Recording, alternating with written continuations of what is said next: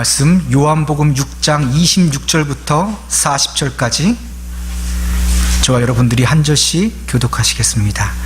예수께서 대답하여 이르시되 내가 진실로 진실로 너희에게 이르노니 너희가 나를 찾는 것은 표적을 본 까닭이 아니요 떡을 먹고 배부른 까닭이로다. 썩을 양식을 위하여 일하지 말고 영생하도록 있는 양식을 위하여 하라. 이 양식은 인자가 너희에게 주리니 인자는 아버지 하나님께서 인치신 자니라. 그들이 묻되 우리가 어떻게 하여야 하나님의 일을 하오리이까? 예수께서 대답하여 이르시되 하나님께서 보내신 이를 믿는 것이 하나님의 일이니라 하시니 그들이 묻되 그러면 우리가 보고 당신을 믿도록 행하시는 표적이 무엇이니까? 하시는 일이 무엇이니까? 기록된 바 하늘에서 그들에게 떡을 주어 먹게 하였다 함과 같이 우리 조상들은 광야에서 만나를 먹었나이다. 예수께서 이르시되 내가 진실로 진실로 너희에게 이르노니 모세가 너희에게 하늘로부터 떡을 준 것이 아니라 내 아버지께서 너희에게 하늘로부터 참 떡을 주시나니 하나님의 떡은 하늘에서 내려 세상에 생명을 주는 것이니라. 그들이 이르되 주여 이 떡을 항상 우리에게 주소서. 예수께서 이르시되 나는 생명의 떡이니 내게 오는 자는 결코 줄이지 아니할 터이요 나를 믿는 자는 영원히 목마르지 아니하리라. 그러나 내가 너희에게 이르기를 너희는 나를 보고도 믿지 아니하는도다 하였느니라. 아버지께서 내게 주시는 자는 다 내게로 올 것이요 내게 오는 자는 내가 결코 내쫓지 아니하리라. 내가 하늘에서 내려온 것은 내 뜻을 행하려 함이 아니요 나를 보내신 이의 뜻을 행하려 함이니라. 나를 보내신 이의 뜻은 내게 주신 자 중에 내가 하나도 잃어버리지 아니하고 마지막 날에 다시 살리는 이것이니라. 같이 읽습니다. 내 아버지의 뜻은 아들을 보고 믿는 자마다 영생을 얻는 이것이니 마지막 날에 내가 이를 다시 살리리라 하시니라. 아멘. 젊은 남녀가 데이트할 때요, 남자가 가장 어려워하는 질문이 하나 있답니다. 여자친구가 자기야 너 어디 변한 거 없어? 힌트 하나 줄게. 머리가 좀 바뀌었는데 자세히 보니 자른 것도 아니고 파마를 한 것도 아니고 염색을 좀 짙은 색으로 바꿨나? 염색을 바꿨구나 했더니 화를 내면서 내 가르마가 바뀌었잖아. 여태까지는 왼쪽이었는데 이제는 오른쪽으로 바뀌었는데 아니 그것도 모른단 말이야.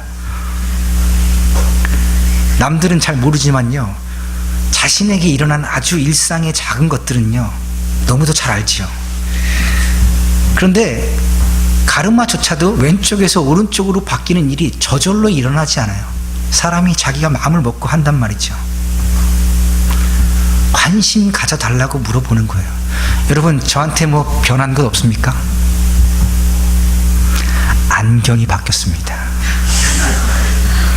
여태까지 무태 안경이었는데 이제는 조금 두꺼운 무태 안경으로 바뀌었습니다. 저한테 관심을 좀 주세요. 한동안 안경이 삐뚤어져 있어서 좀 불편했어요. 새벽 예배 마치고 집에 가서 식사하면서 안경 다리를 이리저리 만지다 보니까 그만 뚝 부러지고 말았습니다.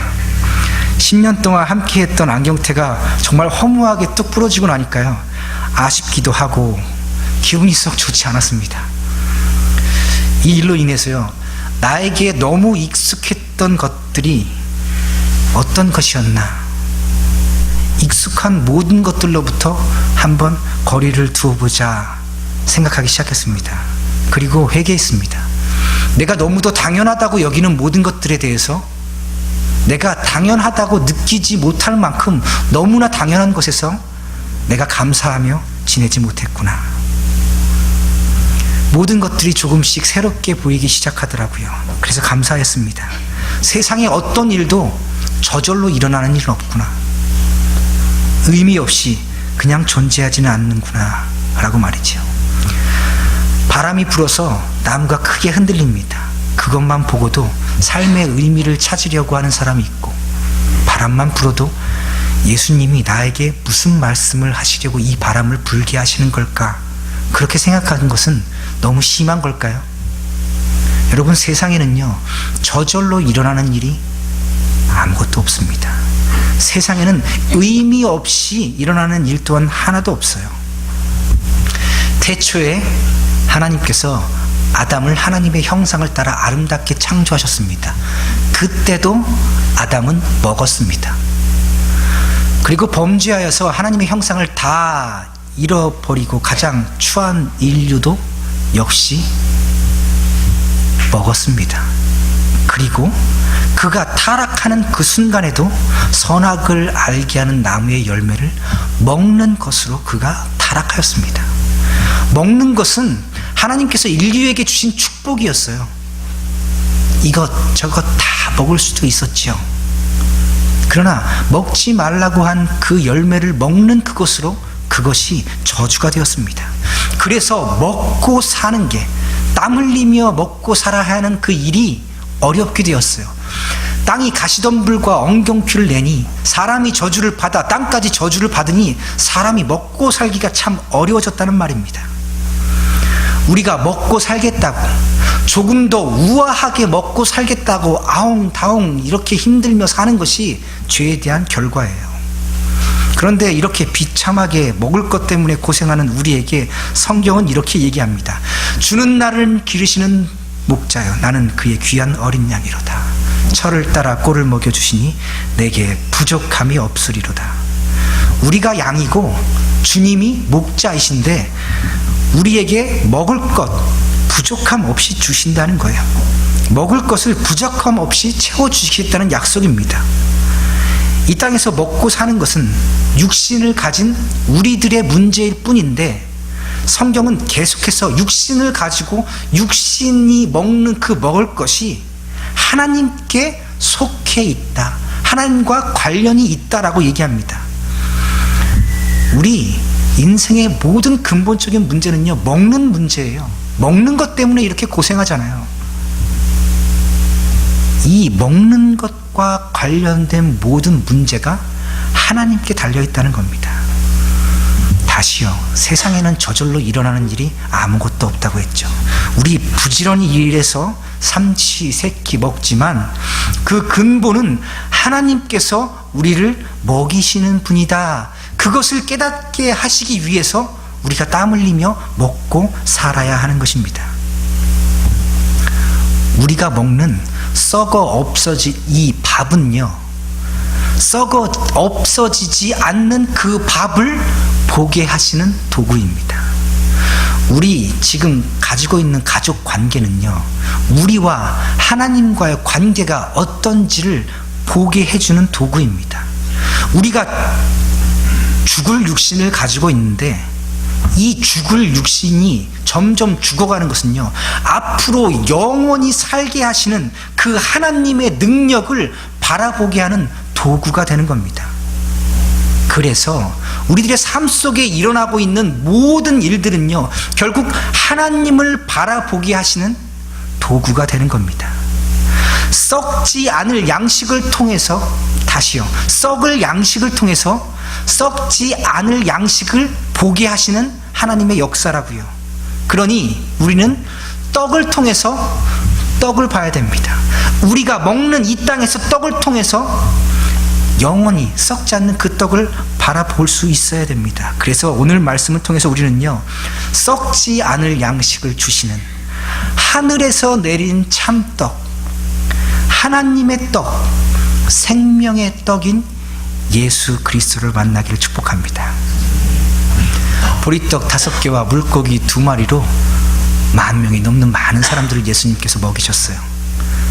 먹고 배불러서 사람들이 예수님 붙잡아다가 억지로 왕을 삼으려고 합니다.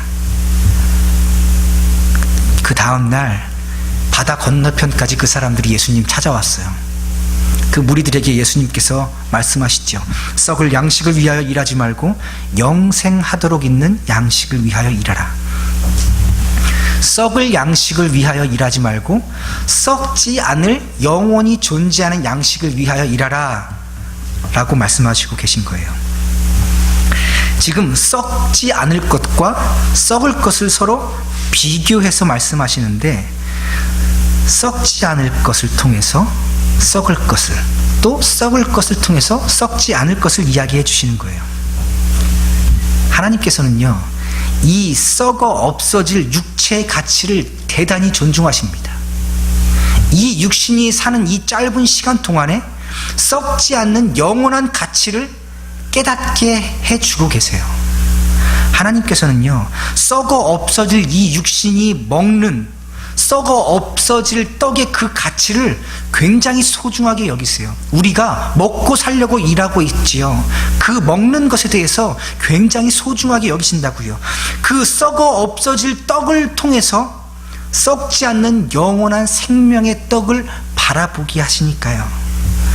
먹는 떡을 통해서 진정한 떡의 의미를 찾게 하시고, 없어질 육신의 죽음을 통해서 영원한 생명을 기대하게 하시고, 먹고도 죽을 수밖에 없는 떡을 통해서 먹고 영원히 살게 하는 생명의 떡을 보게 하십니다. 이 말씀은요, 우리들이 살아가고 있는 매일매일의 삶, 인생의 모든 영역이 예수 그리스도를 바라보게 하시는 하나님의 역사라는 뜻입니다. 썩을 양식을 위해서 일하지 말라는 것은 육신을 위해 일하지 말라는 것이요, 썩지 않을 양식을 위해 일하는 것은 영혼을 위해서 일하라는 겁니다. 썩지 않을 양식을 위해서 일하십시오. 그럼 무엇을 위해서 일하라는 거라고요? 영혼, 썩지 않을, 영원히 있을 영혼을 위해서 일하라고요. 에스겔서 18장 4절은 이렇게 얘기합니다. 모든 영혼이 다 내게 속한지라 아버지의 영혼이 내게 속함같이 그의 아들의 영혼도 내게 속하였나니 범죄하는 그 영혼은 죽으리라. 죄 때문에 모든 육체가 죽는 것처럼 범죄하면요, 영혼도 죽습니다. 죄는 영도 죽입니다. 영원한 죽음은요, 하나님과의 영원한 단절을 가져다 줍니다. 썩지 않을 양식이 필요한 육신을 위해 일하는 것보다 영혼을 위해 일하라, 그 말은요, 영혼을 위해 필요한 양식을 일하라는 뜻이에요. 다시 말하면 영혼이 살아가려면 무엇이 필요한데, 그것이 구원이 필요하다는 겁니다. 영혼이 살아가는 것을 구원이라고 하잖아요. 영혼에 필요한 양식을 위해서 일하라, 그 말은요, 구원을 위해서 일하라 라는 뜻입니다. 그런데 그 썩지 않을 양식, 그 구원은 하나님께서 인치심을 주신 예수님께서 주신다고 27절은 말씀하셨지요. 다시요, 썩지 않을 것을 위해서 일하십시오, 이 말은 구원을 위해서 일하라는 소리예요. 그러자 사람들이 묻습니다. 그렇다면 어떻게 하여야 하나님의 일을 하겠습니까? 이 문장들이요, 우리가 듣기에는 굉장히 어려운데요, 이 모인 무리들의 이 말에는요, 큰 지혜와 큰 어리석음이 공존합니다. 썩지 않을 양식을 위해서 일하십시오 라고 예수님이 말했더니, 지금 이분들이, 이 모인 무리들이 질문하는 게, 하나님의 일을 어떻게 합니까? 구원에 관해서 이야기하시는 거를 눈치를 채고 그 썩지 않을 양식을 위하여 일하는 것이 하나님의 일임을 곧바로 알아챈 거잖아요. 구원하시는 일은 오직 하나님의 일인 줄 압니다. 그렇게 고백하면서 동시에, 그런데 우리가 그 구원하는 일을 어떻게 하여야 받을 수 있습니까? 무슨 일을 해야 구원 받을 수 있습니까? 라고 묻는 거예요. 이것을 묻는데 이렇게 쉽게 묻지 않고 양식과 양식을 비교하면서 이야기하시는 데는요, 그만한 이유가 있겠죠. 우리 계속해서 살펴보십시다. 많은 사람들은요, 이 땅에서 무언가 선한 일을 해야 복을 받는다고 생각을 해요. 이 땅에서 착하게 살면 부자 될 것만 같은 그런 느낌, 우리 들지 않습니까? 이런 생각은요, 모든 인류에게 다 있는 생각입니다.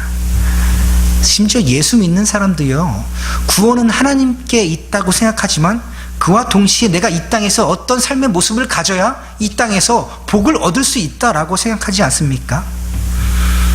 그런데 예수님께서는요, 그들의 그 어리석은 질문을 사용하셔서 말씀하세요.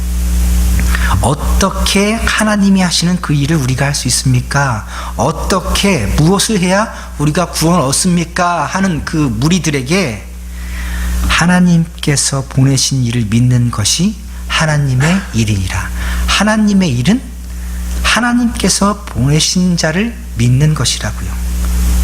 다시요, 어리석음을 통해서 지혜로움을 나타내시고 썩을 것을 통해서 영생을 보여주시는데, 하나님의 일은 곧 예수님을 믿는 거라고요.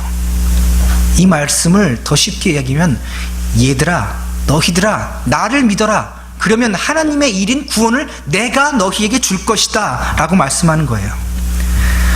오늘 우리에게는 지금 이 성경의 문장들이 굉장히 이해하기 좀 어렵습니다. 그리고 무리들과 예수님 사이에 나누는 대화가 생각보다 논리적으로 어려워요. 그런데 그곳에 모인 사람들은요, 단지 떡을 먹고 배불렀던 사람들이란 말이지요. 그런 사람들조차 예수님의 말씀을 금방 이해하세요. 그리고는 이렇게 질문합니다. 30절이요. 그렇다면 당신이 하나님의 일을 행하는 사람이고 영원히 관련된 일을 하는 사람이고 당신이 구원을 가져다 주는 사람이라면, 우리가 당신을 보고 당신이 행하는 일을 보고 믿도록 하시는 표적이 무엇입니까? 라고 다시 물어요. 이 말은요, 선생님, 지금 하시는 말씀이 선생님이 하나님만이 주시는 영원한 생명을 줄 수 있는 그런 분이라고 말씀하시는 거죠. 그러니까 선생님을 믿으면 우리가 구원을 얻는다는 그런 말씀이시지요. 그렇다면 우리가 그것을 보고 믿을 만한 표적을 우리에게 좀 보여주십시오 라고 요청하는 겁니다. 간단히 말하면요, 당신이 구원자라면 우리에게 기적을 보여주시오 라고 요청하고 있는 겁니다. 그러면서 우리들은 예수님께 따집니다. 31절에 기록된 바 하고 그들이 얘기하는데요, 선생님, 성경의 기록에 의하면 말입니다. 잘 들어보십시오 라고 시작하는 거예요. 우리 조상들은 광야에서 만나를 먹었습니다. 하늘에서 그들에게 떡을 떨어지게 하셔서 떡을 주어서 먹게 한 사람이 있는데, 그분이 바로 우리 조상 모세일시다. 우리가 모세를 믿는 것은요, 그가 하늘에서 떡을 내려서 우리 조상들을 먹여주었기 때문입니다. 그렇다면 당신은 당신을 믿으라고 하는데 도대체 우리에게 무엇을 보여줄 수 있습니까? 이미 오병이어의 기적을 보여주셨는데요, 그 사람들은 지금 그 떡이 손안에 없기 때문에 또 다른 기적을 요청하고 있는 거예요. 지금 내가 먹고 배부르지 않기 때문에 어제의 그 떡은 다 잊어버린 겁니다. 그래서 예수님께서 말씀해 주세요. 너희들이 조상이 먹었던 그 만나는 모세가 너희 조상들에게 준 것이 아니요, 하나님께서 하늘로부터 내려주신 것이다 하고 말이지요. 32절을 잘 보세요. 그러나 내 아버지께서 내 아버지인 하늘의 하나님께서 너희에게 하늘에서 내려오는 진짜 떡을 줄 것이다. 모세는 만나를 줬지만 나는 하늘에서 내려오는 진짜 떡을 너희에게 줄 것이다 라고 얘기하는 것이에요. 쉽게 얘기하면요, 모세가 하늘에서 떡을 내려준 것처럼 당신도 뭔가 좀 보여주십시오 라고 하니, 내가 내 하나님 아버지가 하늘에서 생명을 줄 것인데 그 생명을 주는 떡을 너희에게 줄 것이다 하는 거예요. 여러분, 만나라고 하는 것은요, 이게 만나 하는 그 만나일까요? 비슷해요. 만나라고 하는 건요, 이게 뭔가, 이게 뭐지 하는 그런 뜻이에요. 원래 단어의 원래 의미가, 하늘에서 무언가 내리니까 이게 뭐지, 그냥 우스개처럼 한 말이 그게 만나란 말이죠. 하늘에서 내린 이것이 도대체 무엇인고. 민수기 11장 7절부터 9절 만나에 대해서 한번 찾아보십시다.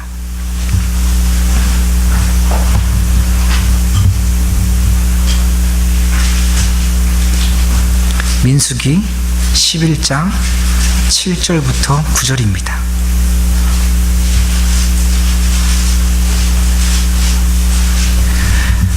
같이 읽습니다. 만나는 가시와 같고 모양은 진주와 같은 것이라 백성이 두루 다니며 그것을 거두어 맷돌에 갈기도 하며 절구에 찢기도 하고 가마에 삶기도 하여 과자를 만들었으니 그 맛이 기름 섞은 과자 맛 같았더라. 밤에 이슬이 진영에 내릴 때 만나도 함께 내렸더라. 아멘. 하늘에서 만나가 내렸어요. 그 맛이 기름 섞은 과자 같았다. 하늘에서 과자가 떨어지고 있는 거예요. 신기하죠? 하나님께서 그들에게 이걸 먹여주고 계세요. 하늘에서 음식이 떨어져서 그 사막에서 이걸 지금 먹고 있습니다. 대단한 기적이잖아요. 놀랍지 않습니까? 그런데 시간이 지나니까요, 사람들은 그 하늘에서 내린 만나, 하나님이 직접 내려주신 그 떡도 무시합니다. 민수기 21장 5절 말씀 한번 보십시다.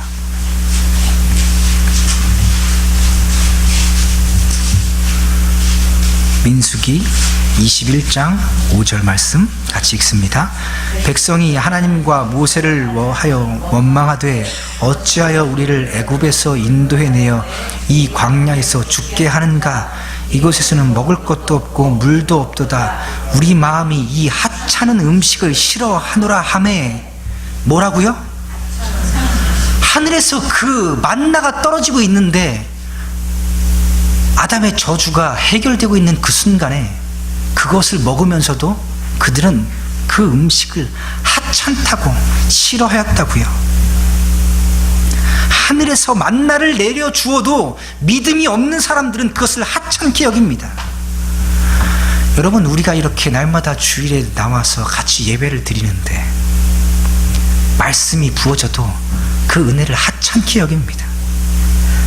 날마다 생명을 연장시켜 주시는데 오늘도 살고 내일도 살 것이 분명하니 오늘 생명을 연장시켜 주는 그 은혜에 대해서 하찮게 여깁니다. 당연한 것으로 여겨요. 지금 여기 모인 사람들이 원하는 것은요, 하늘의 만나도 아니에요. 마음의 회개를 원하는 것도 아닙니다. 돌이킴도 원하는 것도 아니에요. 주여, 이 떡을 항상 우리에게 주십시오. 바로 어제 떡이 무한히 증식되는 기적을 눈으로 보고 입으로 맛보았습니다. 그러니 이제는 다시는 배고프지도 않고 다시는 고생하지도 않도록 그 떡만 항상 우리에게 주십시오. 당신이 누구이든지 간에 내게 그 떡을 계속해서 내어주시오 라고 얘기하는 겁니다. 예수님께서는요, 떡을 떼어주시면서 그들을 배부르게 먹임을 통해서, 먹는 그 문제를 통해서, 먹는 그 떡을 통해서 영원한 떡, 그 생명의 떡을 지금 말씀하여 주고 계시는데, 그 영생과 구원의 놀라운 지식을 말씀해 주시는데, 어리석은 사람들은요, 계속해서 먹는 문제만 생각합니다. 떡만. 이 떡을 항상 우리에게 주십시오. 여러분, 떡 먹는다고 그들이 예수님께로 돌아올까요? 예수님 앞에 복종할까요? 하늘에서 만나가 내려도 그 음식을 하찮게 여기는 사람들이 떡이 나누어진다고 예수님을 섬길까요? 마태복음 6장 24절은 이렇게 얘기합니다. 한 사람이 두 주인을 섬기지 못할 것이니 혹 이를 미워하고 저를 사랑하거나 혹 이를 중히 여기고 저를 경히 여김이라. 너희가 하나님과 재물을 겸하여 섬기지 못하느니라. 하나님과 재물을 겸하여 섬기지 못함으로 나는 이제 재물을 섬기겠습니다. 영생의 문제와 떡의 문제를 동시에 해결할 수 없으니 내가 떡의 문제만 가지고 살겠습니다. 이 떡을 항상 내게 좀 주시오. 당신이 하나님의 아들인지 아닌지 그것은 중요치 않으나 이 떡을 항상 내게 주시오. 어리석은 사람들이죠. 그런데 예수님은요, 이 어리석음을 통해서 다시 그 떡을 통해서 영생과 구원의 교훈을 주십니다. 떡을 항상 우리에게 주십시오라고 요청하는 그 사람들에게 내가 바로 생명의 떡이다. 내가 생명의 떡이다. 요한복음에는요, 나는 누구누구이다 라고 예수님의 고백이 자증적 고백이 7번 나오는데요. 그 첫 번째 고백이 내가 생명의 떡이다 하는 것입니다. 내가 바로 생명의 떡이다. 나에게 오는 자는 절대로 배고프지 않을 것이다. 나를 믿는 자는 영원히 목마르지 않을 것이다. 하지만 너희가 나를 이렇게 눈으로 보고도 믿지 아니하는구나. 거기에 모인 무리들은요, 오병이어의 기적을 맛보았어도 그 기적을 베푸시는 하나님의 아들 예수는 보지 못하였습니다. 가장 큰 어리석음이죠. 여태까지 우리 인생을 돌아보면요, 내 인생을 돌아보면 하나님의 은혜가 아니고서는 오늘 내가 이 자리에 도저히 있을 수 없는데,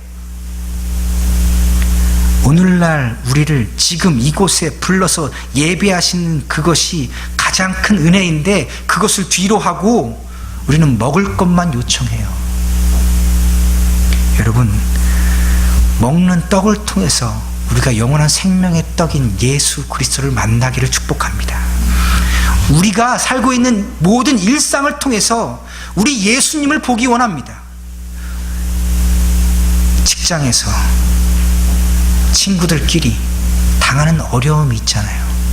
그 어려움을 통해서 예수님이 우리에게 하고 싶은 것이 있는 거예요. 내가 너를 사랑하노라. 나에게 좀 와주겠니? 나에게도 좀 관심을 가져다오. 너의 인생의 삶의 그 현장 속에서 너희가 원하는 떡을 위해서만 살지 말고 나와 함께 살자꾸나. 여러분, 그 일을 위해서 예수님께서 오늘 우리를 불러주셔서 우리가 이곳에 있는 겁니다. 세상에는 저절로 일어나는 일이 하나도 없습니다. 하나님의 뜻이 아니고서는요, 날아가는 새 한 마리도 떨어지지 않습니다. 하나님께서는 들의 백합화도 피우시는 분입니다. 우리가 당했던 모든 고난도 하나님께서 허용해 주시지 않았으면요, 우리에게 그 고난도 오지 않았을 겁니다. 그러므로 우리가 당하는 모든 고난도 하나님의 뜻 안에 있습니다. 그래서 우리는 그 고난도 묵묵히 견뎌내는 겁니다. 그 고난에 대해서 하나님께 비난하고 따지지 않습니다. 그 어려움들에 대해서 하나님 왜 그러셨냐고 묻지 않습니다. 지나서 돌아보면요, 내 인생의 가장 그 어려운 순간에 우리 주님께서 우리와 함께 해주셨음을 우리는 발견할 뿐입니다.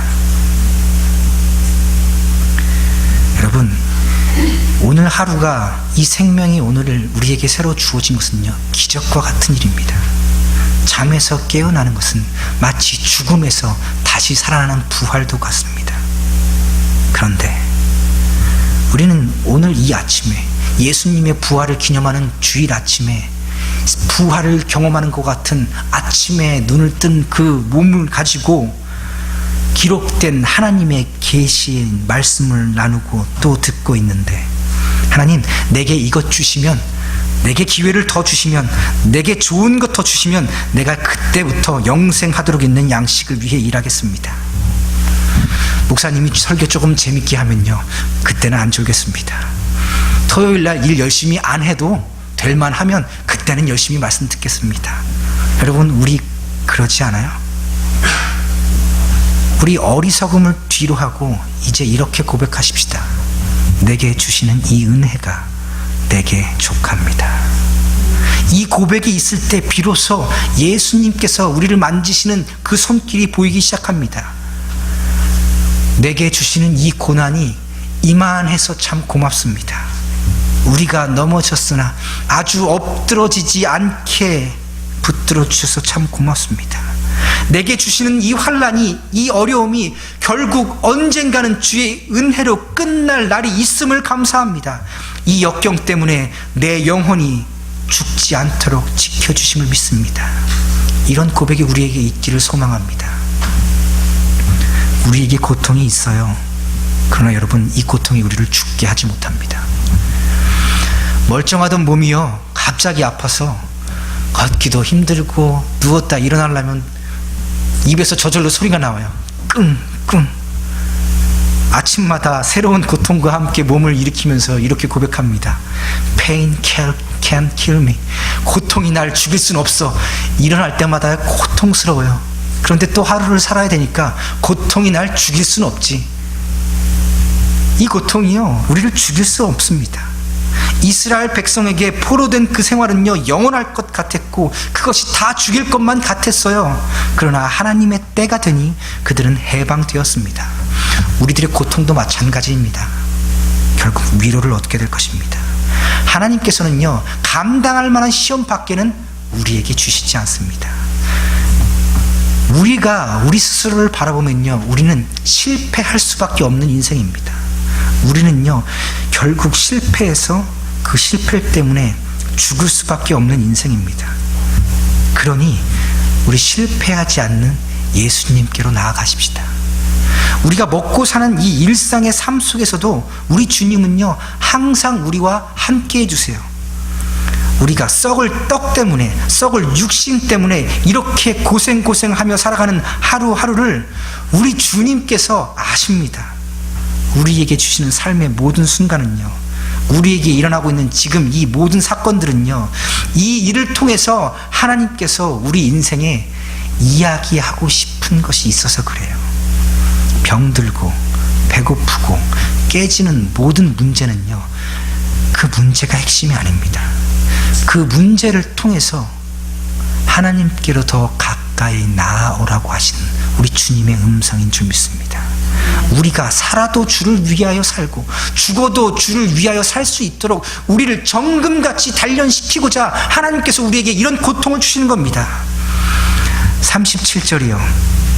요한복음 6장으로 돌아가서요. 아버지께서 내게 주시는 자는 다 내게로 올 것이요 내게 오는 자는 내가 결코 내쫓지 아니하리라. 아멘. 우리가 예수님께로 가면요, 예수님은 절대로 우리를 내쫓지 않으실 겁니다. 우리의 인생은 날마다 실패하고 또 실패하는데요, 아무리 보아도 우리는 순결한 신부로 신랑 되신 예수를 맞을 수 없을 것 같은데요, 우리 지금 주님은요, 단 한 번도 우리를 포기하지 않으십니다. 심지어 우리가 포기하고 살아있는 인생마저도 포기하고 싶을 때라도, 아니 우리가 이미 다 포기했더라도 우리 주님은요, 우리를 포기하지 않으실 줄 믿습니다. 그 이유에 대해서 오늘 말씀이 설명해 주고 계신 거예요. 하나님께서 우리를 구원하시는 구원자 되신 예수님께 넘겨주셨기 때문입니다. 하나님께서 우리의 모든 인생을 예수님께서 넘겨주신 거예요. 오늘 우리가 이곳에 살아계신 하나님의 말씀 앞에, 그분의 임재 앞에 나와올 수 있는 단 하나의 이유는 하나님께서 우리를 이곳으로 이끌어 주셨기 때문입니다. 이 날씨 좋은 이날에 산과 들과 바다로 가지 않고 육신을 위해, 또 다른 이익을 위해 달려가지 않고 영원한 가치가 있는 이 하나님의 영광을 위해, 이 예배를 위해, 이 예배의 처소로 말씀 앞으로 올 수 있는 단 한 가지 이유는요, 그분이 우리를 불러주시고 그분이 우리를 이곳에서 기다려 주셨기 때문입니다. 그분이 우리를 기다려 주시기에 우리는 언제든지 그분 앞에 갈 수 있습니다. 여러분, 그분은 결코 우리를 모른다 하지 않을 것입니다. 결코 포기하지 않으십니다. 믿음이 없이는 하나님을 기쁘시게 하지 못하나니.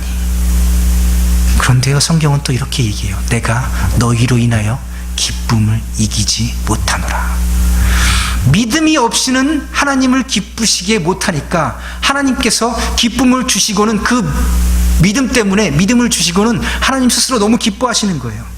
좀 이상하지 않으세요? 하나님께서 당신의 영광을 위하여 우리 사람들을 창조하셨습니다. 그리고 당신의 기쁨을 위하여 믿음이라는 걸 만들어 놓으셨어요. 이 말은요, 하나님께서는 우리들의 모습 때문에 영광을 받으실 것을 포기하지 않겠다는 말씀입니다. 이 말씀은요, 하나님께서는 우리 때문에 기쁨 얻을 것을 다른 것에 양보하지 않겠다는 거예요. 그래서 반드시 믿음을 주시고 그 믿음 때문에 내가 기뻐하겠다 하신 하나님의 약속입니다. 그리고서는 영광과 기쁨을 제공하는 믿음을 가진 모든 하나님의 사람들에게 영원한 축복을 무한히 내려주십니다. 잘했다, 사랑하는 자녀들아, 잘하였다. 이것을 우리는요, 하나님의 주권적인 은혜라고 말합니다. 하나님께서는요, 스스로 영광스러운 분이에요. 다른 어떤 영광도 필요 없으신 그런 분입니다. 그런데 하나님께서는요, 우리를 통해서 영광을 받겠다고 작정하시고 우리의 인생을 통해서 결국에는 영광을 받아 가십니다. 하나님께서는요, 스스로 미쁘신 분이에요. 어떤 것도 하나님께서 가지고 계신 그 기쁨에 더할 수 있는 것이 아무것도 없어요. 그런데 하나님께서 우리를 통해서 기뻐하겠노라 작정하시고 우리에게 믿음을 선물로 주십니다. 그리고 그 믿음 때문에 결국에는 이야 기쁘다, 내가 믿음을 가진 나의 백성 때문에 내가 기쁨을 이기지 못하노라 우리에게 말씀하십니다. 여러분, 우리의 인생이 아무리 추하고 더러워도 결국 우리 예수님을 믿는 믿음으로 우리는 깨끗하여지는 줄 믿습니다. 결국 순결한 신부로 우리를 맞아주시는 분이 우리 예수님이신 줄 믿습니다. 그분이 우리를 맞아주실 것입니다. 성경은요, 우리에게 이렇게 요청해요. 영생하도록 위하여 있는 양식을 위하여 일하라. 또 성경은요, 구하라, 찾으라, 두드리라. 또 그리스도의 장성한 분량에 이르기까지 경건에 이르기를 연습하라. 쉬지 말고 기도하라. 범사에 감사하라. 해라, 하지 마라.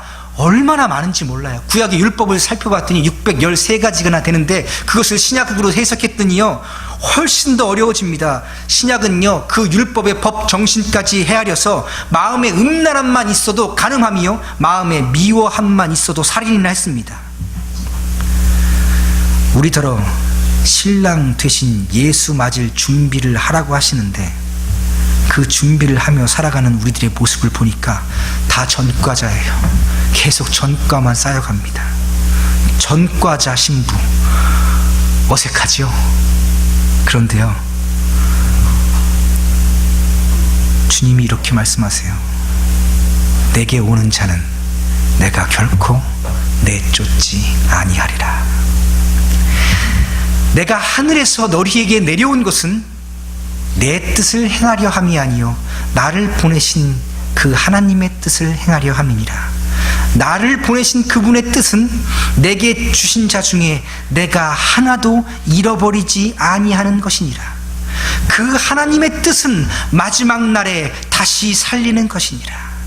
그 하나님이 내 아버지이니라. 내 아버지의 뜻은 아들을 보고 믿는 자마다 영생을 얻는 이것이니라. 마지막 날에 내가 다시 살리리라. 여러분, 예수 그리스도가 생명의 떡입니다. 우리가 믿음으로 생명의 떡을 받았으니 우리는 영원히 살게 될 것입니다. 2000년 전에 목수의 아들로 그 땅에 태어난 그분이 하나님의 아들입니다. 그분이 보리떡 5개로 5,000명을 먹이시고도 12광주리를 거두셨습니다. 그분이 십자가에서 죽으셨고 다시 살아나셨습니다. 그분이 마지막 날에 우리를 다시 살릴 것이겠다 하신 것을 우리들에게 눈으로 보여주신 겁니다. 여러분, 예수님이 하나님의 아들입니다. 예수님이 생명의 떡입니다. 우리 예수님께 나아가십시다. 그분은 결코 우리를 모른다 하지 않을 겁니다. 우리 예수님과 함께 살아가십시다. 그분은 결코 우리의 그 아픈 외침과 음성들을 외면하지 않을 것입니다. 왜냐하면 그것이 하나님의 뜻이기 때문입니다.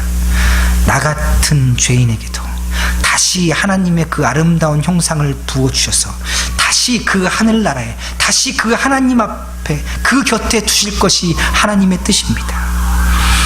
여러분, 아무리 보아도요, 우리는 날마다 이 떡 때문에 실패합니다. 떡이 필요한 육체 때문에 실패합니다. 생명의 떡 되신 우리 주님은요, 저 십자가에서 자신의 몸을 떼어서 우리에게 주셨습니다. 그래서 우리가 영원한 생명을 가졌습니다. 마지막 날까지 하나도 잃어버리지 않고 다 주님 곁으로 가게 될 것입니다. 말씀을 맺겠습니다. 여러분, 우리는요, 이 땅에서 썩을 떡과 함께 살아갑니다. 그러나 이 모든 삶의 순간 속에서 썩지 않을 영원한 양식으로 함께 해주시는 그 예수님을 만나기 원합니다. 일상 속에서 일어나는 아주 사소한 그 일들 가운데서도 우리가 예수님의 음성을 듣기 원합니다. 우리 일상 가운데서 벌어지는 웃고 우는 작은 일들 가운데서 예수님을 만나기 소원합니다. 시편 1편은 이렇게 얘기합니다. 복 있는 사람은 악인들의 꾀를 따르지 아니하며 죄인들의 길에 서지 아니하며 오만한 자들이 앉지 아니하고 오직 여호와의 율법을 즐거워하여 그의 율법을 주야로 묵상하는도다. 그는 시냇가에 심은 나무가 철을 따라 열매를 맺으며 그 잎사귀가 마르지 아니함 같으니 그가 하는 모든 일이 다 형통하리로다. 주님이 우리 시냇가이고 우리는 그 시냇가에 심기운 나무입니다. 우리가 열매 맺고 살도록 우리 하나님이 우리를 복 있는 사람으로 삼아주신 줄 믿습니다. 여러분, 주님이 생명의 떡이고 우리는 그 생명의 떡을 받은 주의 백성들입니다. 우리 살아서 예수님 믿었으니 우리 죽지 않을 겁니다. 잠깐 육신이 잠들지라도 마지막 날에 다시 살아나게 나게 될 것입니다. 그러니 여러분, 우리 두려워하지 마십시다. 떡으로 오는 떡 때문에 두려운 것 우리 이겨내십시다. 우리가 생명의 떡인 예수 그리스도를 이미 받은 것을 다시 기억하십시다. 떡을 통해서 날마다 우리에게 하시는 그 예수님의 음성을 듣기 원합니다. 바람만 불어도 내 인생에 아주 작은 일들만 일어나도 우리 생명의 떡인 예수님 찾기 원합니다. 예수가 생명의 떡입니다. 우리가 가장 좋은 생명의 떡을 가졌으니 무엇이 더 필요하겠습니까? 주님 한 분만으로 만족하며 살아가시는 주의 백성들 되시기를 축복합니다. 참 좋으신 하나님, 생명의 떡인 예수 그리스도를 우리에게 주셔서 감사합니다. 우리는 날마다 실패하지만 우리가 주님 앞으로 갈 때마다 주님은 단 한 번도 우리를 외면하지 않으셨군요. 깨닫게 해주시니 감사합니다. 영원히 우리를 외면하지 않으시고 영원히 우리와 함께 해주시는 우리 예수님이셔서 참 고맙습니다. 나의 남은 인생이 우리 예수님과 동행하는 행복한 인생 되게 하여 주옵소서. 예수님의 이름으로 기도드립니다. 아멘.